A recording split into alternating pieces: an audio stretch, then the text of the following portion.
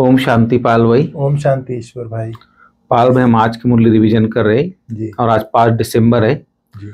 और आज खास बाबा ने ज्ञान के ऊपर बोला है। जैसे कल योग के ऊपर टॉपिक पे बाबा की मुरली चली थी, तो आज पूरी मुरली ज्ञान रत्नों के ऊपर चली। इसलिए बाबा ने पूरे मुरली में पढ़ाई के ऊपर अटेंशन दिलाया है। तो बाबा बोलता है जो ज्ञान रत्न भगवान से मिलते हैं हमको इस पुरुषोत्तम संगम के ऊपर, तो बाबा बोलता है इसका विचार सागर मंथन करो बोले, क्योंकि मंथन से ही रत्न निकलेंगे।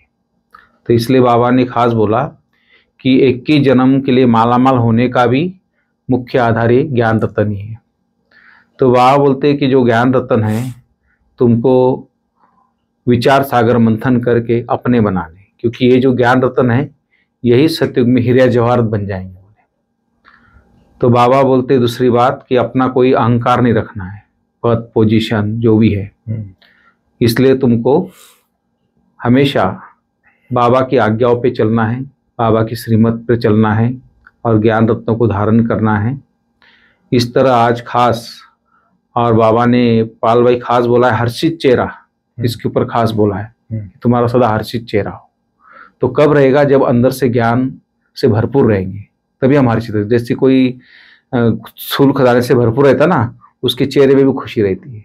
तो हमारे जो खजाने हैं ज्ञान के, इससे अगर हम भरपूर रहेंगे तो हमारा चेहरा भी हर्षित रहेगा। तो बाबा तो तुम्हारे चलन और चेहरे से भी दिखाई देगा। तो इस टॉपिक पे आज मुरली पाल भाई, तो डिटेल थोड़ा आप बताइए मुरली का। ओम शांति ईश्वर भाई। ओम शांति। आज बाबा ने कहा तुम्हें जो भी ज्ञान मिलता है उस पर विचार सागर मंथन करो। बिल्कुल, ज्ञान मंथन से ही अमृत निकलेगा। जैसे आज बाबा ने कहा बाप बैठ बच्चों को समझाते हैं कल्प कल्प तुम ही सुनते हो सृष्टि का चक्र कैसे फिरता है जी।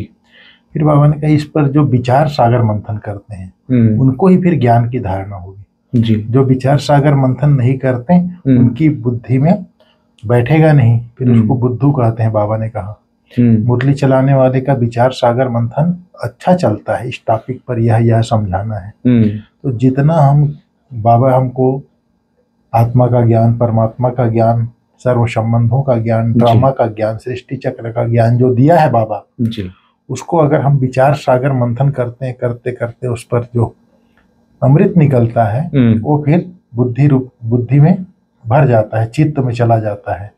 तब फिर ज्ञान जो है अपना बन जाता है, हम उसको धारण कर सकते हैं जी। उसको ही कहते हैं धारणा करना। तो जो भी ज्ञान मिलता है उसको हमको सारे दिन में चिंतन करना जरूरी है। मैं एक आत्मा हूँ, तो कौन सी आत्मा हूँ? मैं सतयुगी देव आत्मा हूँ जी। फिर अभी संगम युगी ब्राह्मण बना हूँ, फिर फरिश्ता स्थिति वाला बनूंगा, फिर निराकारी धाम में जाऊंगा, फिर सतयुग में देवता बनूंगा। माना 500 रुपये का अभ्यास करते रहना चाहिए, मतलब चिंतन करना चाहिए सृष्टि में मेरा पार्ट क्या है, ये सारी चीजों का चिंतन करते रहना है हमको।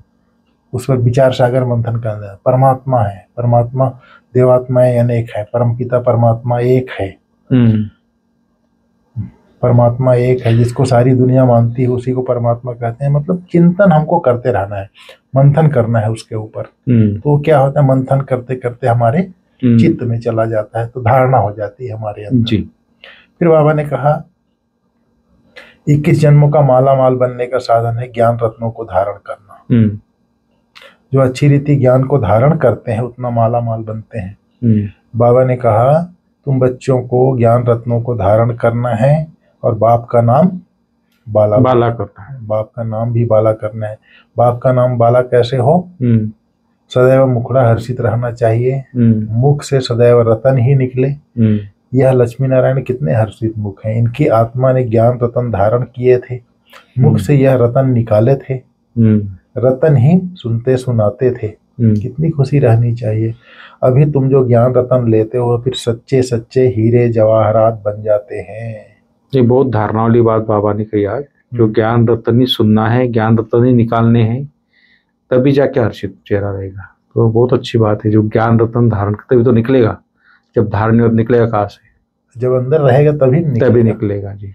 बाबा ने कहा ज्ञान रत्नों की माला इस पुरुषोत्तम संगम युग पर ही बनती है। यह रतन ही 21 जन्मों के लिए माला माल बना देते हैं, जिसको कोई लूट ना समझे, लूट ना सके। तो अपने को बहुत बहुत समझदार बनाना है, आसुरी अवगुणों को निकालना है। तुम बच्चों को हर एक बात का विचार सागर मंथन करना चाहिए। यह पढ़ाई है बहुत धन पाने की।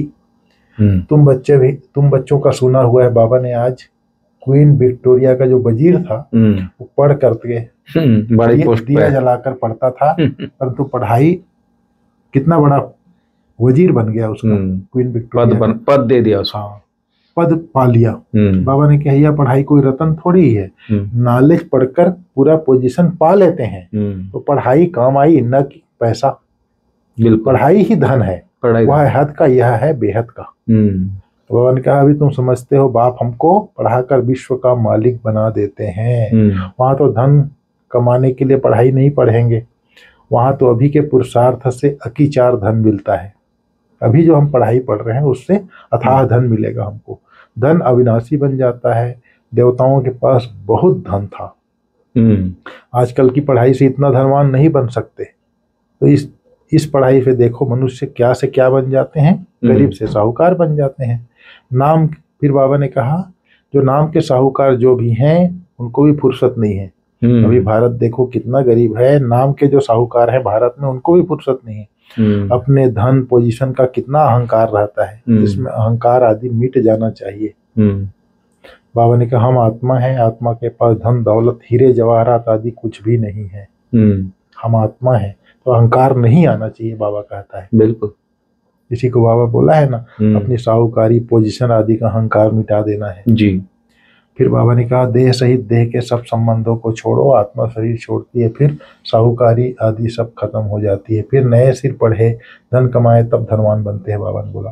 फिर बाबा ने कहा ये जो है सतयुग में ज्ञान भी नहीं मिलता, न कृष्ण भक्ति करते हैं, न ज्ञान की मुरली बजाते हैं। मुरली माना ज्ञान देना। गायन है, मुरली में जादू है, तो जरूर कोई जादू होगा ना। सिर्फ मुरली बजाना यह कॉमन बात है। फकीर लोग भी मुरली बजाते हैं, लेकिन इस ज्ञान का मुरली में तो जादू है। मनुष्य से देवता, देवता से मनुष्य, यह होता ही रहता है। दैवी सृष्टि भी होती है तो मनुष्य सृष्टि भी होती है। इस ज्ञान से मनुष्य से देवता बनते हैं। सतयुग में यह ज्ञान का वर्षा है। सतयुग में भक्ति होती नहीं। मनुष्य देवता जब मनुष्य बनते हैं तब भक्ति शुरू होती है। मनुष्य को विकारी, देवताओं को निर्विकारी कहा जाता है। बिल्कुल, देवताओं की सृष्टि को पवित्र दुनिया कहा जाता है। अभी तुम मनुष्य से देवता बन रहे हो, देवताओं में फिर यह ज्ञान नहीं होगा। देवताएं सदगति में है, ज्ञान चाहिए दुर्गति वालों को। इस ज्ञान से ही दैवी गुण आते हैं। ज्ञान की धारणा वालों की चलन देवताई होती है जी, और जिसको कम धारणा वालों की मिक्स होती है चलन। बाबा ने पूछा, बाबा ने कहा ज्ञान का सागर देवताओं को नहीं कहा जाता, बाप ही ज्ञान सागर है। तो अपने से पूछना चाहिए हमारे में सभी दैवी गुण हैं। दैवी गुण धारण करके आसुरी गुण निकाल देना है, तभी देवता बनेंगे, बाबा कहता है। फिर बाबा ने कहा मनुष्य जब बन जाते हैं तो विकार में जाने से विकारी कर्म बन जाते हैं, विकार से विकर्म बनते हैं। स्वर्ग में कोई विकर्म होता नहीं, सारा मदार कर्मों पर है। यह माया रावण अवगुणी बनाता है, बाप आकर सर्वगुण संपन्न बनाते हैं। बाबा ने कहा यह नॉलेज है, इसे धारण करना है। तुम जब तक ब्राह्मण न बने तब तक देवता बन न सको। फिर बाबा ने कहा बाप को अल्प कहा जाता है, बाप ज्ञान भी देते हैं, अपना बच्चा भी बनाते हैं। तो तुम बच्चों को कितनी खुशी रहनी चाहिए। बिल्कुल, बाबा हमारा कितना सेवा करते हैं, विश्व का मालिक बनाते हैं, फिर खुद उस पवित्र दुनिया में आते भी नहीं। पावन दुनिया में कोई उनको बुलाते भी नहीं, पतित दुनिया में ही बुलाते हैं। पावन दुनिया में आकर क्या करेंगे, उनका नाम ही है पतित पावन। तो पुरानी दुनिया को पावन दुनिया बनाना उनकी ड्यूटी है। बाप का नाम ही है शिव जी। तो ज्ञान को धारण करवा करके, ज्ञान दे करके हमको मनुष्य से देवता बनाते हैं बाबा। फिर बाबा ने कहा विनाशी ज्ञान धन से स्वयं को माला माल बनाना है, सर्विस में कभी थकना नहीं है। बाबा ने कहा बिल्कुल, वातावरण को अच्छा रखने के लिए मुख से सदैव रतन निकालने हैं। दुख देने वाले बोल न निकले, यह ध्यान रखना है। हर्षित मुख रहना है। आज बाबा ने वरदान दिया, कैसे भी वायुमंडल में मन बुद्धि को सेकंड में एकाग्र करने वाले सर्वशक्ति संपन्न भव। जी। बाप दादा ने सभी बच्चों को सर्व शक्तियां वर्षे में दी है। याद की शक्ति का अर्थ है मन बुद्धि को जहां लगाना चाहो वहां लग जाए। कैसे भी वायुमंडल के बीच अपने मन बुद्धि को सेकंड में एकाग्र कर लो। जी। बाबा ने कहा परिस्थिति हलचल की हो, वायुमंडल तमोगुणी हो, माया अपना बनाने का प्रयत्न कर रही हो, फिर भी सेकंड में एकाग्र हो जाओ। ऐसी कंट्रोलिंग पावर हो तब कहेंगे सर्वशक्ति संपन्न। बिल्कुल। तो याद की शक्ति जिसके पास है उसका अर्थ है मन बुद्धि को जहां जब लगाना चाहो लगा सको। जी। कैसा भी वायुमंडल में मन बुद्धि सेकंड में एकाग्र हो जाए तब कहेंगे याद की शक्ति है। फिर बाबा ने आज स्लोगन में कहा विश्व कल्याण की जिम्मेवारी और पवित्रता की लाइट का ताज पहनने वाले ही डबल ताजधारी बनते हैं। जी।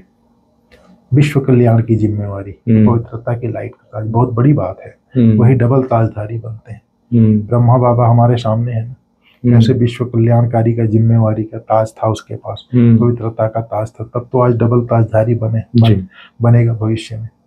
वैसे हमको ब्रह्मा बाबा को फॉलो करना है, तब हम डबल ताजधारी बन सकते हैं। ठीक है भाई साहब। ओम शांति।